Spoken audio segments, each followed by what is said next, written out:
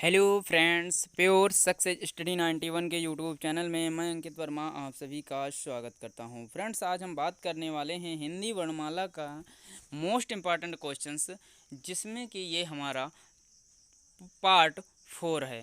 ठीक है ना। सबसे पहले जो लोग हमारे चैनल पर नए आए हैं, चैनल को सब्सक्राइब कर लें और बेल आइकन को प्रेस कर लें, जिससे आने वाले प्रत्येक वीडियो का नोटिफिकेशन आप तक पहुँचता रहे। तो पहला क्वेश्चन है, निम्न में से कौन सा स्वर समवृत्त है? समवृत्त है, कौन सा स्वर समवृत्त है? आ है, औ है, ई है या आए है? तो यहाँ पर ई आपका जो है वो समवृत्त है। निम्न में से कौन सी दंतोष्ठ है? दंतोष्ठ कौन सी है? था है, फा है, माँ है या वा है? तो यहाँ पर वा आपका जो है वो दंतोष्ठ है। डी ऑप्शन यहाँ पर आपका सही हो जाएगा। आगे देखेंगे, हिंदी शब्दकोश में छा का क्रम किस वर्ण के बाद आता है? हिंदी शब्दकोश में छा का क्रम किस वर्ण के बाद आता है? स्रा के बाद आता है, छा के बाद आता है, ज्ञा के बाद आता है या का के बाद आता है? तो हिंदी शब्दकोश में छा का जो क्रम है वो का के बाद आता है।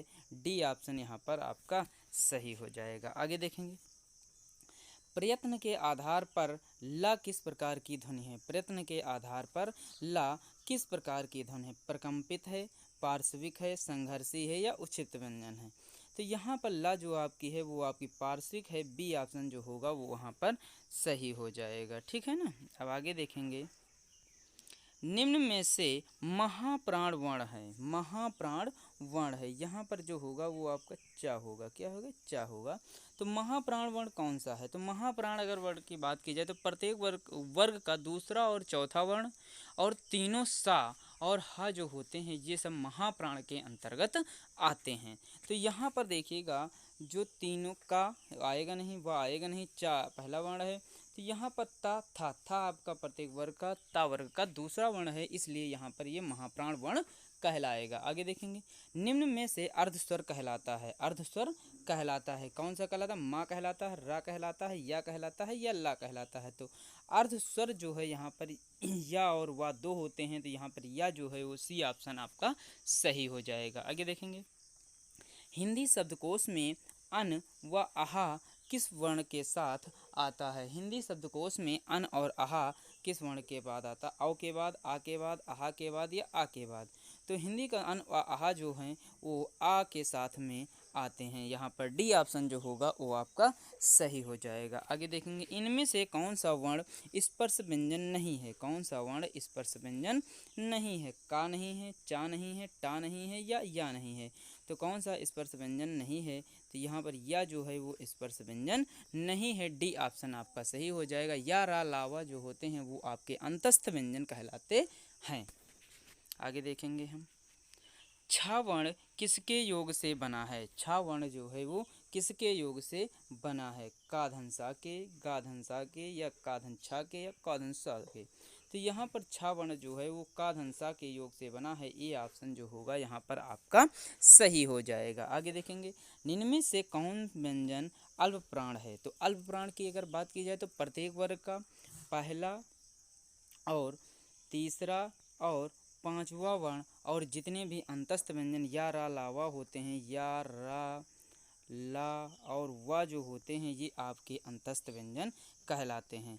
तो यहाँ पर देखेंगे, अल्प प्राण की अगर बात की जाए तो खा वर्ग का दूसरा वर्ण है, ता था भी दूसरा है, ये भी महाप्राण होगा, खा भी महाप्राण होगा, फा भी दूसरा वर्ण है। यहाँ पर चा जो प्रत्येक वर्ग का पहला वर्ण है, चा वर्ग का पहला वर्ण है, इसलिए चा जो होगा वो अल्प प्राण व्यंजन कहलाएगा। तो यहाँ पर जो होगा सी ऑप्शन आपका सही हो जाएगा। आगे देखेंगे, अमात्रिक, निम्न में से कौन सा शब्द अमात्रिक है? अमात्रिक मतलब जिसमें मात्रा का प्रयोग नहीं किया गया है। तो निम्न में से कौन सा शब्द अमात्रिक है? कारखाना, अमिताभ, कलरव या चहचहाना? कारखाना में यदि बड़ा आ की मात्रा का प्रयोग किया, अमिताभ में छोटी ई और बड़ा आ की मात्रा का प्रयोग किया गया, चहचहाना में भी बड़ा आ की, लेकिन कलरव में किसी भी मात्रा का प्रयोग नहीं किया गया, अतः यहाँ पर कलरव जो होगा वो अमात्रिक छंद कहलाएगा। आगे देखेंगे, घा का उच्चारण स्थान कौन सा है? घा का उच्चारण स्थान कौन सा है? घा मूर्धा है, कंठ है, तालु है, दंत है? तो यहाँ पर घा जो होगा वो आपका किस वर्ग में आता है? का वर्ग में आता है और का वर्ग आपका कंठ होता है।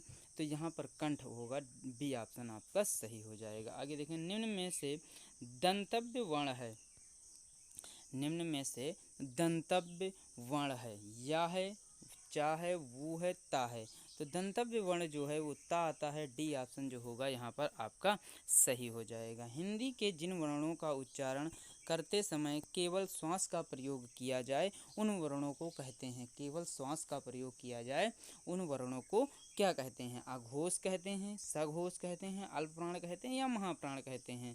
तो यहाँ पर अल्पप्राण और महाप्राण की हमने बात बता दी है, तो यहाँ पर जो होगा वो अघोष आपका ए ऑप्शन सही हो जाएगा। आगे देखेंगे, इनमें निम्न हिंदी वर्णों में से अयोगवाह कौन सा वर्ण है? निम्न हिंदी वर्णों में से अयोगवाह कौन सा वर्ण है? ऊ है, अन आहा है, ओ आ ओ है या ए आए हैं। तो यहाँ पर अन और आहा जो हैं वो अयोगवाह कहलाते हैं, बी ऑप्शन यहाँ पर आपका सही हो जाएगा। निम्न वर्णों में से कौन सा मूर्धन्य नहीं है? निम्न वर्णों में से कौन सा मूर्धन्य नहीं है? जा नहीं है, टा नहीं है, डा नहीं है या ठा नहीं है। तो यहाँ पर मूर्धन्य जो है वो जा आपका मूर्धन्य नहीं है, टा ठा डाढ़ा जो है आपके मूर्धन्य हैं। आगे देखेंगे, निम्न में से अर्धविपरीत स्वर है, निम्न में से अर्धविपरीत स्वर है, ई है, आय है, ऊ है या ओ है। तो यहाँ पर आय जो है वो आपका अर्धविपरीत स्वर है, तो बी ऑप्शन जो होगा वो आपका यहाँ पर सही हो जाएगा। आगे देखेंगे, निम्न में से अंतस्थ व्यंजन है, तो अंतस्थ व्यंजन अभी हमने बताया है, या आपका होता है, रा आपका होता है, ला आपका होता है और वा आपका होता है।